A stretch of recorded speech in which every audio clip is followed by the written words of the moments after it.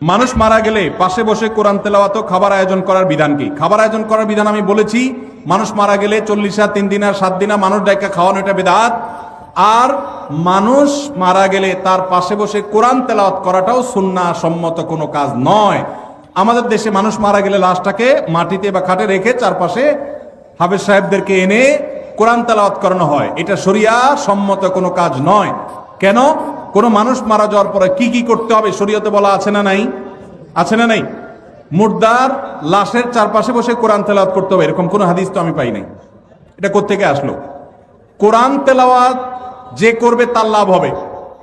আল্লাহ কোরআনে বারবার বলেছেন, ওয়াল্লাইসাল ইনসানা ইল্লা মা সাআ, যে যেটা করবে সে সেটা পাবে, যিনি তেলাওয়াত করছে তার সওয়াব হবে। মুর্দার কোনো লাভ নাই এখানে তেলাওয়াত করলে। আর যদি বলেন যে কোরআন শোনাচ্ছি, তাহলে ওমা আনতা বিমুসমিউম মান ফিল কুবুর, আপনি তেলাওয়াত শোনাবেন জীবিত মানুষকে, মৃত মানুষকে তেলাওয়াত শুনিয়ে কোনো ফায়দা হবে না। এর সওয়াব হবে জীবিত অবস্থায় শুনলে। এই লোকটা জীবিত অবস্থায় শুনলে সওয়াব পাইতো, মারা গেছে এখন তার সামনে কোরআন তেলাওয়াত করলে প্রতি অক্ষরের নষ্ট নাকি এমন কোনো কথা নাই। এজন্য এইটা দূর হওয়া দরকার। বিশেষ করে এখানে যারা মুর্দার চারপাশে এই যে গোল হয়ে কোরআন তেলাওয়াত করে, এরা সবাই টাকা নেয়। তেলাওয়াতের বিনিময়ে টাকা গ্রহণ করা সারাসার হারাম।